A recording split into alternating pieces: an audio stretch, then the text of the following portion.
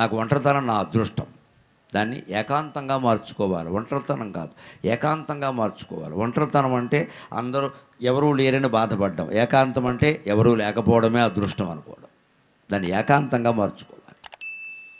అప్పుడు ఇలాంటి మాటలు అర్థమవుతాయి ఖచ్చితంగా. ఆ తపస్సు చేయగలిగితేనే అర్థమవుతాయి. అప్పుడు ఒంటరిగా ఉంటే ఏం జరుగుతుంది?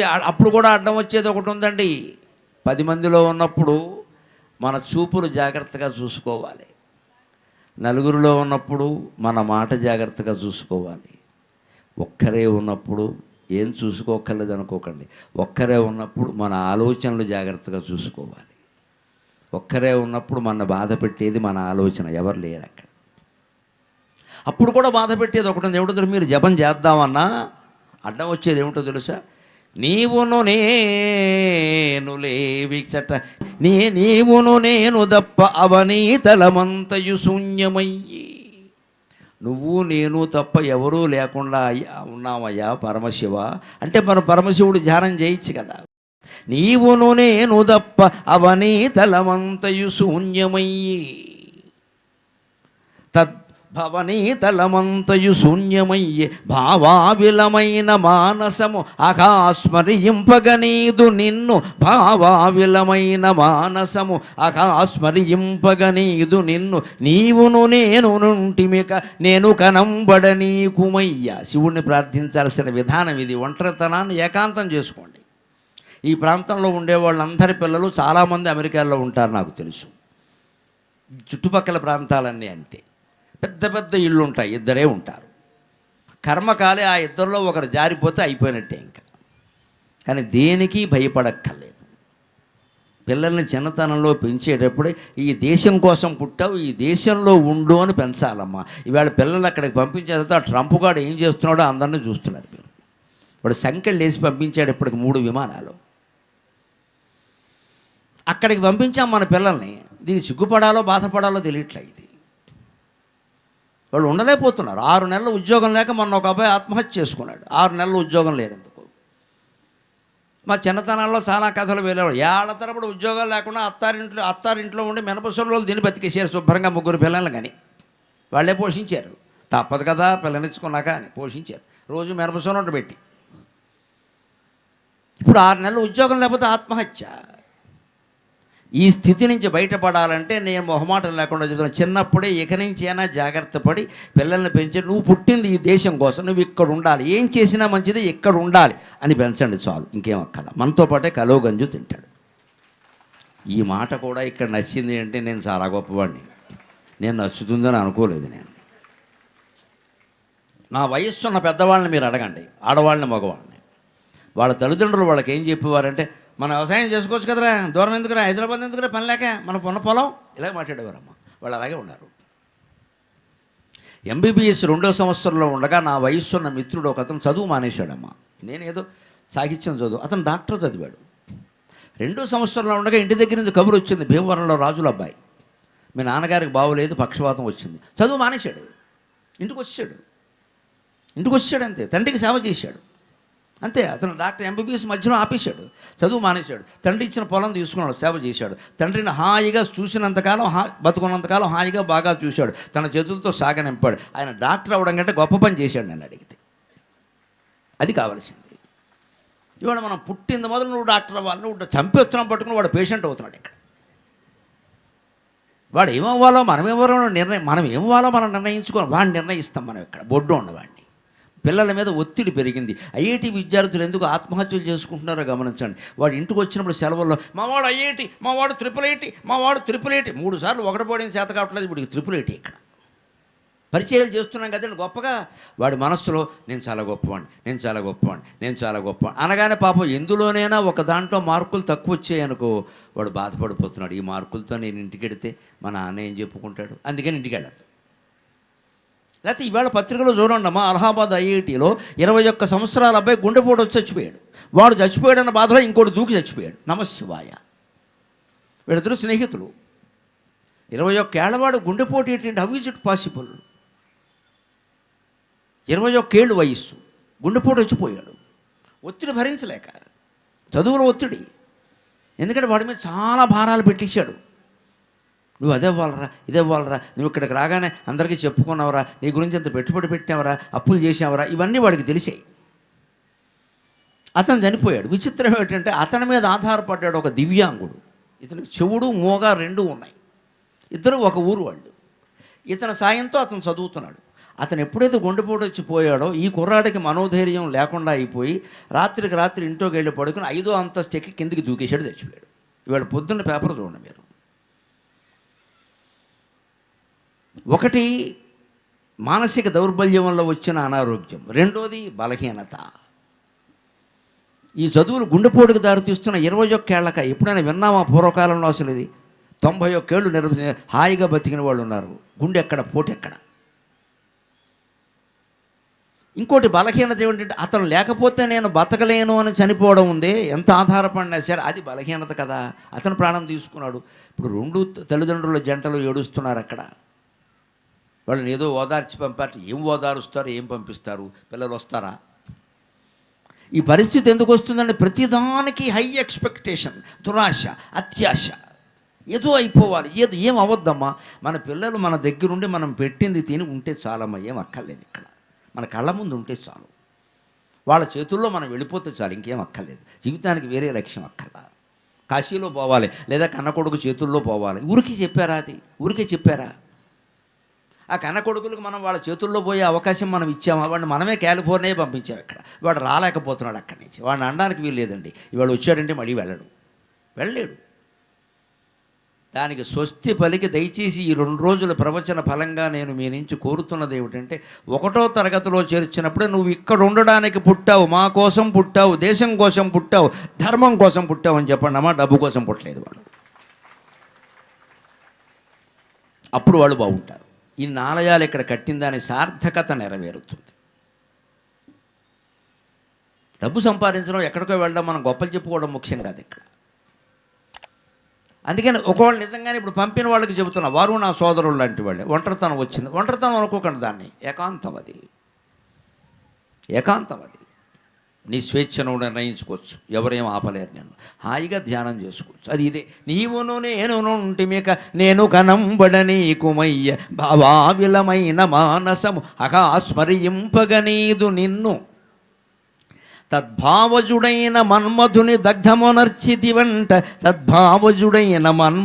దగ్ధమునర్చితివంట మీకు మీకేవో చికాకులున్నవని ఏమియొనర్పని వారినేతురా.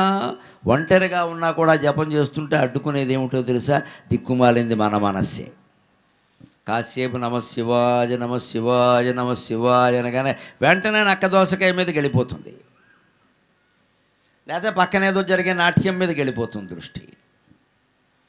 ఏదో ఒక దాని మీదకి వెళ్ళిపోతుంది. మళ్ళీ అక్కడి నుంచి వెనక్కి లాక్కురావడం చాలా కష్టం. అట్నుంచటు మొత్తం హైదరాబాద్ అంతా తిరుగుతుంది. ఇంకా ట్రాఫిక్ జామ్లో ఇరుక్కుంటుంది, ఆలోచనల జామ్లో ఇరుక్కుంటుంది.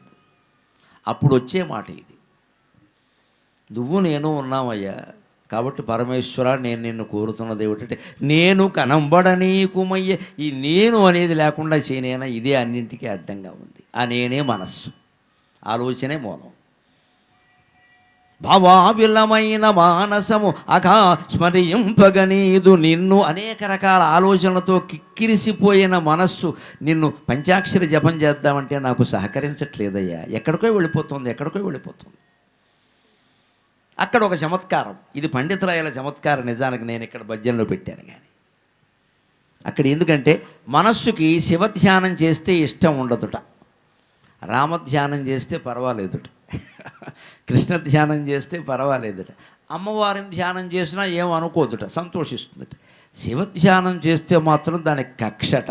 ఎందుకంటే మా అబ్బాయిని చంపాడు శివుడు, నువ్వు వాడిని ధ్యానం చేస్తున్నావు, నేను నీకు సహకరించను.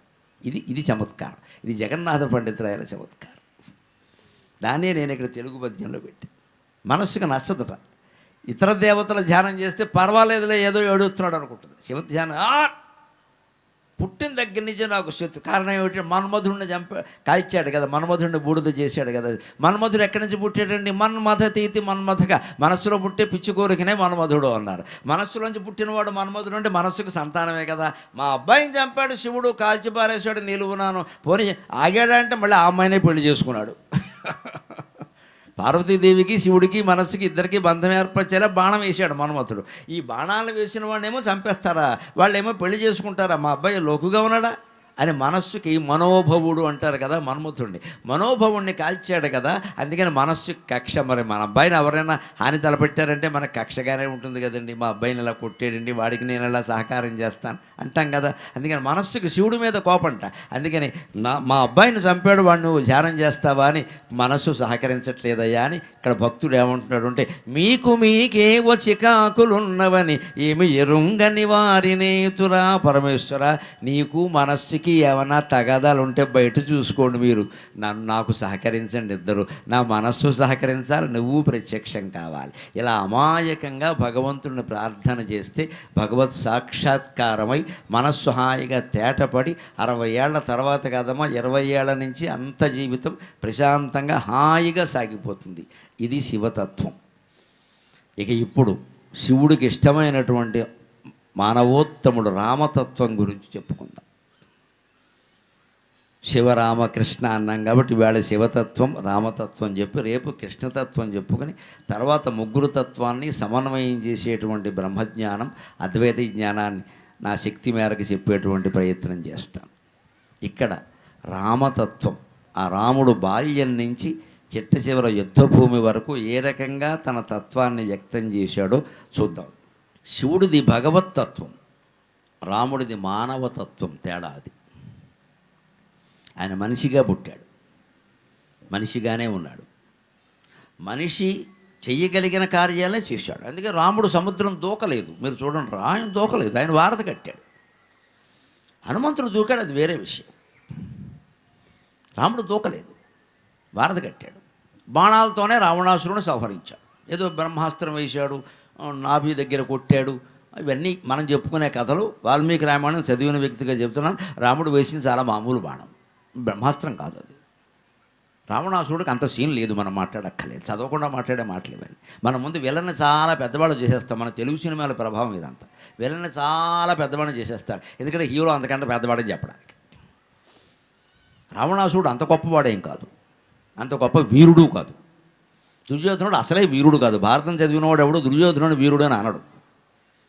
దుర్యోధనుడు కేవలం నైపుణ్యంతో దెబ్బ కొట్టడం తెలుసు. దుర్యోధనుడుకున్న గొప్ప విద్య ఏమిటంటే బాణం వాడు వేసినంత వేగంగా ఎవరూ వేయలేరు, ఆ వేగంగా వేస్తాడు, అదొకటి తెలుసు. ఇంక మిగిలింది తెలియదు. ఇంక వాడు ఏదో ఎదురులేని వీరుడని మాట్లాడదు, చదవక మాట్లాడే మాటలు ఇవన్నీ. రావణాసురుడు అంతే. రావణాసురుడు చెప్పడానికి రాముడు కష్టపడిన మాట నిజమే, ఎందుకంటే వాడు సైన్యం కోట్ల మంది, వాడి పరాక్రమం వాడుకుంది. కానీ బ్రహ్మాస్త్రం వేయాల్సిన అవసరమే లేదు. రాముడు వేసింది బ్రహ్మాస్త్రం కాదు. వాల్మీకి రామాయణం చదువుకోండి, మామూలు బాణం అది. పోయాడు, దెబ్బకు పోయాడు. కానీ రామతత్వం అందుకే భగవత్తత్వంగా భావించద్దండి ఊరికే, అంత అవసరం లేదు. మానవతత్వం, మనిషి ఎలా బతకాలో చెప్పాడు. సంసారంలో ఒక సమస్య ఉంటుంది.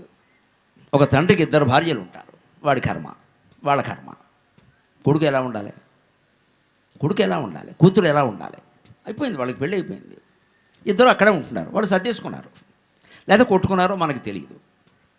కొడుకు ఎలా ఉండాలి, రాముడు చెబుతాడు. ఏ పరిస్థితుల్లో జీవితంలో ఎటువంటి పరిస్థితులు వచ్చినా సరే ఎలా ఉండాలో అలా ఉండండి, మీ పాత్ర ఏదో చెయ్యండి, అధికంగా చేయకండి.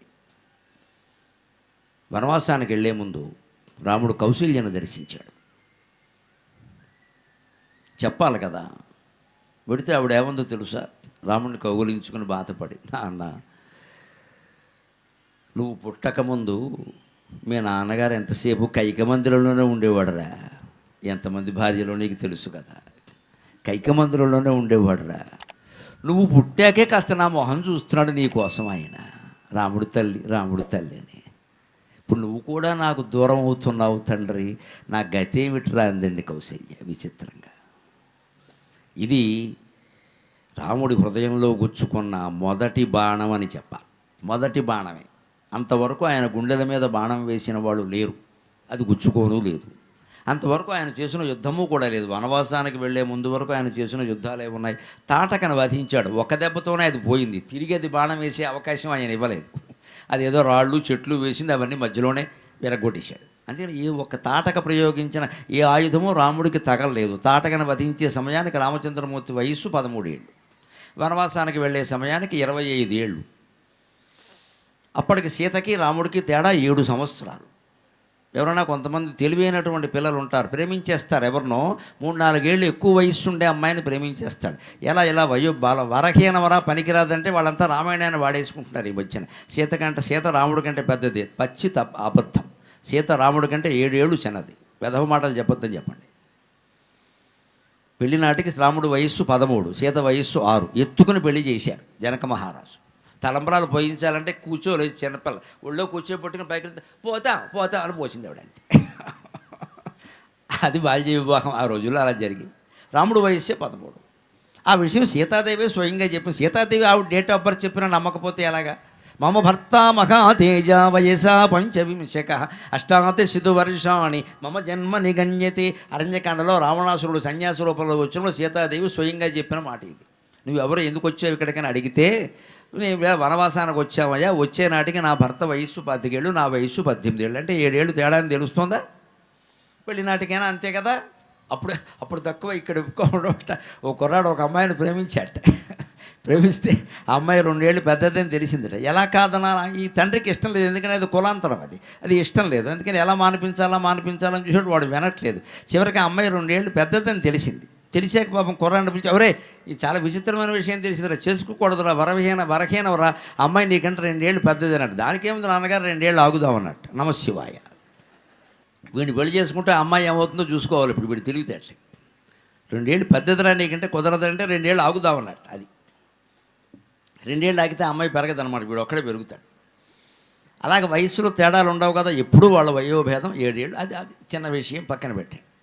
ఇక్కడ కౌశల్య ఈ మాట అనేసరికి రాముడు గుండెల్లో బాణం గుచ్చుకున్నట్టయింది. రే, ఈ రాజుల సంగతి నీకు తెలియదురా, రాజవంశం కదా, వాళ్ళు ఎంతమందిని చూసుకున్నా అడిగేవాళ్ళు ఎవరు లేరు నాయన. పెద్ద భార్య అని ఊరికే పేరు, ఎందుకంటే సత్యనారాయణ వ్రతం అప్పుడు పీటల మీద కూర్చోవడానికి, అంతకంటే ఏం లేదు ఇక్కడ. ఈయన తెచ్చిపెట్టాడు ఇక్కడ. ముఖ్యంగా 3వ భార్య, ముద్దుల భార్య కైకమందిరంలోనే ఉండేవాడయ్యా ఎప్పుడూను. నేను సుమిత్ర బాధపడుతూనే ఉన్నాం. నువ్వు పుట్టాక నీ మీద ప్రేమతో నన్ను ప్రేమిస్తున్నాడు. చాలా ఆలోచించుకుందామమ్మా. చాలా కుటుంబాల్లో ఉంటారు ఇలాగా. భార్యను ద్వేషిస్తాడు. పిల్ల పుట్టాక పిల్ల కోసం భార్యను ప్రేమిస్తాడు. ఇది దగ, ఇది మోసం. ఆ పిల్ల భార్య వల్ల వచ్చింది, భార్య లేకుండా పిల్ల ఎక్కడది? పీచు. నా కూతురు. అప్పటికి ఆవిడ కూతురు కానట్టు వీడు ఒక్కడికే కూతురు అయినట్టు ఇక్కడ. ఇది కూతురు అహంకారం అంటారు దీన్ని. ఇది ఉన్నా మానుకోవలసిందే. భార్యనా అంతే. సంతానం కలిగితేనే భర్త, లేకపోతే కాదు. అలా ఉండదని సంతానానికి యోగం కూడా ఉండాలండి. వైద్యాలు చేయిస్తే కుదరదండి ఇక్కడ. యోగం కూడా ఉండాలి. యోగం లేకపోతే కదలదు. పైగా సంతానం లేకపోతే బాధపడక్కర్లేదు. సంతానం లేదంటే అర్థం ఏంటంటే మనం ఎవరికి బాకీ లేవు, మనకెవరు బాకీ లేరు, లెక్కది. బాకీ ఉంటేనే సంతానం కలుగుతుంది. రుణానుబంధ రూపేణ పశుపత్ని సుతాలయాక. అందుకని సంతానాలు ఎవరన్నా కనపడితే ఏమాత్రమూ అప్పు లేనివాడు, ఆంధ్రప్రదేశ్ తెలంగాణ 2 రాష్ట్రాల కంటే అదృష్టవంతుడు ఎవరంటే సంతానం లేనివాడు, అప్పు లేనివాడు. వాడికి అప్పు లేదు కాబట్టి ఎవరు పొట్ల తీసి. మనం ఎవరికైనా బాకీ ఉన్నా, మనకెవరన్నా బాకీ ఉన్నా వాళ్ళు సంతాన రూపంలో పుట్టి ఆ బాకీలు తీర్చుకుంటారు. బాకీ తీరగానే వాళ్ళు మనము పోతాం. దీనికోసం అంత బాధపడక్కర్లేదు. జీవితం సంతానం కోసం కాదు ఇక్కడ, సౌభాగ్యం కోసం, సాయుధ్యం కోసం, మోక్షం కోసం, ఆత్మజ్ఞానం కోసం, సంతానం కోసం, వాళ్ళకి సంపాదించడం కోసం కాదు ఇది. కానీ ఆ పరిస్థితులు అవి. ఇవి లేదో ఇష్టం వచ్చినట్టు చేసుకుంటారా. కైకేయి దగ్గరే ఉండేవాడు. నువ్వు పుట్టాక రాముడు తల్లి అని కాస్త నాతో మాట్లాడుతున్నాడు నాయన. ఇప్పుడు నువ్వు దూరం అయితే నన్ను చూసేవాడు ఎవర్రా? ఇదండి అక్కడ రామాయణ కల్పవృక్షంలో తెలుగు జాతికి తొలి జ్ఞానపీఠం అందించిన మహానుభావుడు కల్పవృక్షంలో అద్భుతమైన మాట రాస్తాడు. మానవ మనస్తత్వం ఎలా ఉంటుంది. రాముని ఎదగృచ్చుకొన్న ప్రప్రథమ శరము. అంతవరకు రాముడికి బాణం వేయడమే కానీ గుచ్చుకున్న బాణం బాధపడ్డం అనేది తెలియదు. ఆయనకి ఏ బాణం గుచ్చుకోవాలా. కానీ ఇప్పుడు తల్లి అన్న మాట గొప్ప బాణంలా గుచ్చుకుందట. అయ్యో, తల్లి బాధపడుతుంది. నాన్నగారు 3 పెళ్ళిళ్ళు చేసుకోవడం వల్ల నేనేం చెయ్యాలి ఇప్పుడు? నా కర్తవ్యం ఏమిటి?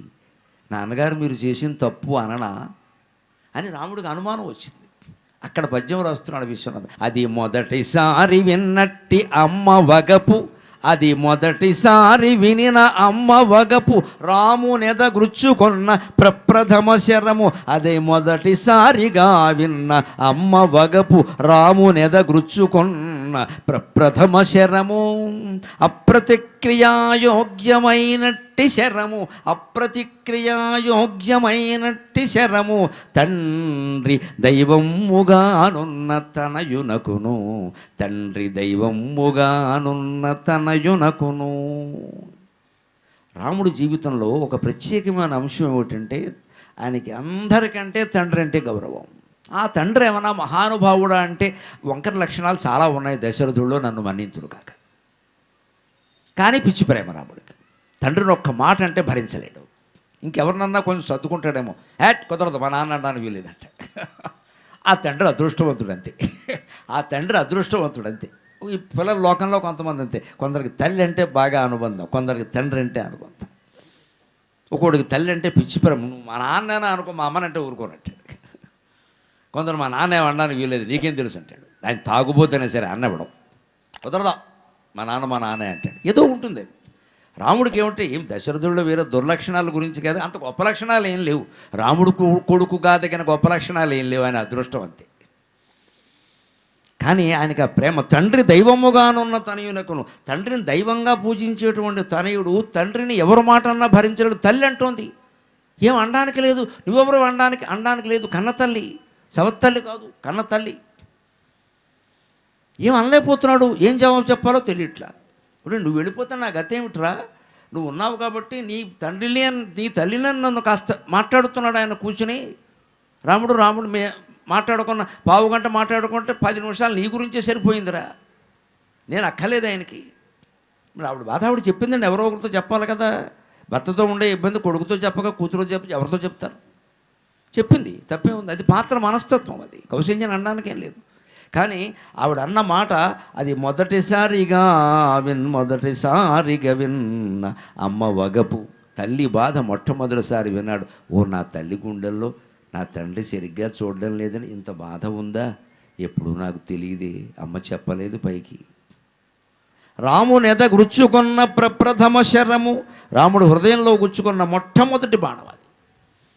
అంతేకాదు, ఆ బాణం ఎటువంటిదంటే అప్రతిక్రియాయోగ్యమైనట్టి శరము. బ్రహ్మాస్త్రానికి విరుగుడుంది, బ్రహ్మాస్త్రం వేయచ్చు. నారాయణాస్త్రానికి విరుగుడుంది, శరణాగతి చెందితే నారాయణాస్త్రం వెళ్ళిపోతుంది. పర్వతాస్త్రానికి విరుగుడుంది, వాయవ్యాస్త్రం వేయచ్చు. ఆగ్నేయాస్త్రానికి విరుగుడుంది, వారుణాస్త్రం వేయచ్చు. కానీ దీనికి విరుగుడు లేదు. ఇది తల్లి అన్నమాట. ఏం చెప్పాలి? ఎందుకని పోని పడి ఊరుకుందామా అంటే, మా నాన్న నాకు దేవుడు, మా అమ్మే అంటుంది మా నాన్న, నేనేం చెప్పాలి జవాబు? నా తండ్రిలో ఆ లోపం ఉంటే ఉండొచ్చు, నాకు అనడం ఇష్టం లేదు, మా అమ్మ అంటోంది. అప్పుడు అద్భుతమైన జవాబు చెబుతాడమ్మా, మనం నేర్చుకోవాలి. అమ్మా, నేను నీకో మాట ఇస్తున్నా, నా జీవితం మొత్తం మీద సీతాదేవి తప్ప మరొక స్త్రీ ప్రవేశానికి అవకాశం లేదమ్మా, నీ ముందు ప్రతిజ్ఞ చేస్తున్నా అన్నాడు. ఇప్పుడు ఆలోచించండి, ఆ ప్రశ్నకి ఇది సమాధానం ఎలా అయిందండి? కౌశల్య నవ్వు ఊరికింద, పోన్లేని ఆయన, నువ్వు చేయగలిగింది చేస్తున్నావు, కోడలు సుఖపడుతుంది. ఇది సమాధానం నిజానికి. కానీ ఎలా? మీ నాన్నగారు 3 పెళ్ళిళ్ళు చేసుకున్నాడు రా, 3వ పెళ్ళాం దగ్గర కూర్చున్నాడు, నన్ను మర్చిపోయాడు, నువ్వు పుట్టాక కాస్త నా ఇంటికి వస్తున్నాడు అంటే, నేను 2వ పెళ్ళి నేను ఇంకెవరిని పెళ్లి చేసుకోనమ్మా అనేది. How will it be the reply for the same question? దానికి ఇది సమాధానం ఎలా అవుతుంది? సమాధానమే అంటే, ఎప్పుడూ జీవితంలో మానవ జీవితానికి పరిమితి ఉంటుంది. మన పరిధిలోనే మనం వ్యవహరించాలి. పరిధిని మించి వ్యవహరించకూడదు, తగాదాలు అయిపోతాయి. టక్క మన తండ్రి దగ్గరికి వెళ్ళి, అమ్మ నీ గురించి ఎలా అంటుంది, మీరు అసలు ఎందుకు పెళ్లి చేసుకున్నారంటే, వాడు గోమ కొట్టేస్తాడు, నీకేం తెలుసురా సన్నాసి అని. అప్పుడు అమ్మ తనని ఎంత బాధ పెట్టిందో ఆయన చెబుతాడు. ఇప్పుడు ఎదురు చచ్చిపోతారు ఇక్కడ. మీ అమ్మ కారణంగానే చేసుకోవాల్సి వచ్చిందా అని ఏదో అంటాడు. వాడు సమర్థించుకుందుకు వాడి కారణాలు వాడుకుంటాయి. ఈ తగాదాకు అవకాశం లేదండి. ఇది రామతత్వం. అందుకే అయోధ్యకాండ చదివితే కుటుంబాల్లో తగాదాలన్నీ పోతాయంటారు. ఊరికి పారాయణ చేస్తే పోవు, అవగాహన చేసుకుంటే పోతాయి. రామాయణం ముఖ్యంగా అయోధ్యకాండ చదివితే కుటుంబాల మధ్యలో తగాదాలన్నీ పోతాయి. ఇదే అవగాహన. వెంటనే రాముడు ఏమనుకున్నాడంటే, అసలు ఈ సమస్యకు మూలం ఏమిటి? నా తల్లి ఎందుకు బాధపడింది? నా తండ్రి 3 చేసుకోబట్టి, అంతే కదా. ఒక్కరినే చేసుకుంటే ఈ గొడవ ఉండదు కదా. ఇప్పుడు నా తండ్రిని నేనేం చెయ్యలేను, నా తండ్రిని తల్లిని మరి ఏ రకంగానూ ఓదార్చలేను. ఇప్పుడు నా పరిధిలో నేను చేయగలిగిన పని ఏమిటంటే నేను ఆ తప్పు చేయకుండా ఉండడం. ఇది రామచంద్రమూర్తి తత్వం, ఇది రామచంద్రమూర్తి తత్వం. యువకులందరూ నేర్చుకోవాలి. దయచేసి తల్లిదండ్రుల తప్పుల్ని ఎత్తి చూపకండి, చాలా తప్పు. వాళ్ళ వయస్సు ఏమిటి, మన వయస్సు ఏమిటి, వాళ్ళ పరిజ్ఞానం ఏమిటి, మన పరిజ్ఞానం. కర్మకాలి వాళ్ళు తప్పు చేసే ఉండొచ్చు, వదిలేయాలి. ఆ విషయాన్ని వదిలేయాలి. వాళ్ళు తల్లో తండ్రో ఏదో ఇలా నా జీవితంలో జరిగిందంటే వదిలేయండి నాన్నగారు, ఏముంది పెద్ద విషయం, వదిలేయండి అంతే. మేము మిమ్మల్ని బాగానే చూసుకుంటున్నాం కదా, ఇప్పుడు ఎందుకు తలుచుకుంటున్నారు అవన్నీ అని కొడుకు ఓదార్చాలి. మరి అలా చేసావు కాబట్టే 20 ఎకరాలు పోయాయి అంటే కుదరదు. ఇక్కడ ఇంకా చచ్చిపోతాడు ఆయన. ఇప్పుడు పోయిన 20 ఎకరాలు రాకపోగా 20 ఎకరాల ఖరీదుకి సరిపడ క్యాన్సర్ వస్తుంది ఆయనకి. ఎవడు వైద్యం చేయించాలి? ఈ కొడుకేనా? వీడుకున్న 20 ఎకరాలు అమ్మేయాలి. ఇప్పుడు నువ్వు అన్న మాట వల్ల వచ్చింది అది. పోలేండి నాన్నగారు, పోయింది ఏదో పోయింది. మీ గొప్ప పనులు మీరు చాలా చేశారు, ఇదేముంది పెద్ద విషయం, వదిలేయండి. నేను సంపాదిస్తున్నాను కదా, మీ పుణ్యం, మీరు దాన ధర్మాలు చేశారు, అవన్నీ నాకు జీతం రూపంలో వస్తున్నాయి ఇవాళ అని ఏ కొడుకు అంటాడో ఆ కొడుకు రామచంద్రమూర్తితో సమానం అమ్మ, రామచంద్రమూర్తితో సమానం. తల్లిదండ్రులు ఆస్తులు పాడు చేశారని పిల్లలు ఎప్పుడూ ఆక్షేపించకూడదు. ఆ హక్కు మన సంప్రదాయం ఇవ్వలేదు. నిజంగా పాడు చేసినా సరే అనడానికి హక్కు లేదండి. ఇది రామతత్వం. ఇది నేర్చుకుంటే జీవితాలన్నీ బాగుంటాయి.